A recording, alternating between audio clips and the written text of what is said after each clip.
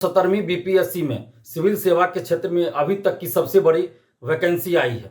इसके लिए बिहार सरकार और खासकर बिहार के मुख्यमंत्री नीतीश कुमार जी को बहुत बहुत धन्यवाद हम देते हैं। लेकिन साथ ही हम नीतीश कुमार जी से और बीपीएससी से ये मांग भी करते हैं कि किसी भी तरह की परेशानी अभ्यर्थियों को नहीं होना चाहिए। अभ्यर्थियों के साथ किसी भी तरह का अन्याय नहीं होना चाहिए। इस बहाली में इसका भी ख्याल रखा जाए। अभी जब फॉर्म भराना शुरू ही हुआ है तो तरह तरह की समस्याएं आ रही है। बीपीएससी को इन समस्याओं को देखना चाहिए और इन समस्याओं को दूर करना चाहिए। कई अभ्यर्थी हमें फोन करके बता रहे हैं कि ओटीआर की जो व्यवस्था पिछले साल की गई थी, वन टाइम रजिस्ट्रेशन की, जिसके वजह से भी कई समस्याएं आ रही है। मान लीजिए उस समय बहुत से अभ्यर्थी हैं जो अनमैरिड थे, उन्होंने फॉर्म भरा तो अनमैरिड लिख दिया। अब वो मैरिड हो गए तो अब वो कैसे अनमैरिड भरे? तो बीपीएससी को एडिट का मौका देना चाहिए। ईडब्ल्यूएस, किसी का पिछले साल अगर ईडब्ल्यूएस सर्टिफिकेट नहीं था तो उन्होंने सिर्फ जनरल भरा, ईडब्ल्यूएस से नहीं भरा। लेकिन अब उनके पास ईडब्ल्यूएस सर्टिफिकेट है तो इस बार वो ईडब्ल्यूएस कैटेगरी से फॉर्म भरना चाहते हैं, लेकिन वो नहीं भर सकते हैं क्योंकि पहले से उनका ओटीआर के जरिए रजिस्ट्रेशन हो चुका है, तो उसमें कोई चेंजिंग नहीं हो पा रहा है।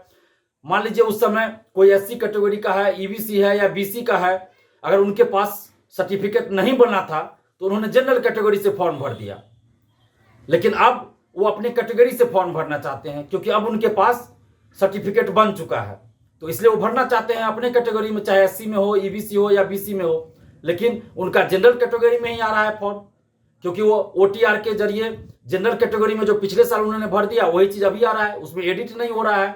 तो ये तरह तरह की समस्या आ रही है। मान लीजिए पिछले साल किसी ने फॉर्म भरा, गलती से कुमार की जगह कुमारी हो गया या कुमारी की जगह कुमार हो गया, या कोई और भी मिस्टेक से कुछ ऐसा हो गया कि जो नहीं भराना चाहिए, स्पेलिंग मिस्टेक हो या कुछ और हो, तो उसमें सुधार का मौका नहीं दिया जा रहा है। एक बार अगर गलती पिछले साल हो गई तो वही चीज इस बार भी उनका रह जाएगा और आगे भी वही रह जाएगा। तो ये तो नहीं होना चाहिए ना। और कम से कम इतना तो होना चाहिए, जो ओटीआर की व्यवस्था की गई तो इसमें कम से कम ये चीज रहना चाहिए कि नाम, डेट ऑफ बर्थ, पिता का नाम, ये सब चीज चेंज नहीं हो सकता है।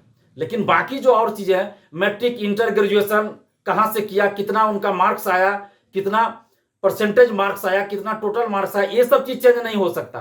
तो ये सब चीज का उनको रखना चाहिए कि एडिट नहीं कर सकते मान लीजिए। लेकिन कोई उन सब में अनमैरिड थे, अब मैरिड हो गए, तो वो कैसे अभी अनमैरिड चलेगा? मैरिड लिखना पड़ेगा उनको। तो इसलिए बीपीएससी को चाहिए कि 17वीं बीपीएससी का जो फॉर्म अभी भराया जा रहा है उसमें एडिट का मौका दें, ताकि अभ्यर्थी अपनी सही जानकारी भर सके। नहीं तो बाद में फिर आप ही कहिएगा कि आप मैरिड है और अनमैरिड भरे हैं। कोई ईबीसी में है, कोई बीसी में है, कोई एससी में है, उसको मजबूरी में जनरल में फॉर्म भरना पड़ रहा है क्योंकि पहले उन्होंने जनरल में भर दिया, उस समय उनके पास डॉक्यूमेंट्स नहीं था। अब तो है डॉक्यूमेंट्स, तो अब अपनी कैटेगरी में भरना चाहते हैं। ईडब्ल्यूएस उस समय नहीं था तो जनरल सिर्फ भरे, यूआर भरे। अब उनके पास ईडब्ल्यूएस, तो ईडब्ल्यूएस भी भरना चाहते हैं।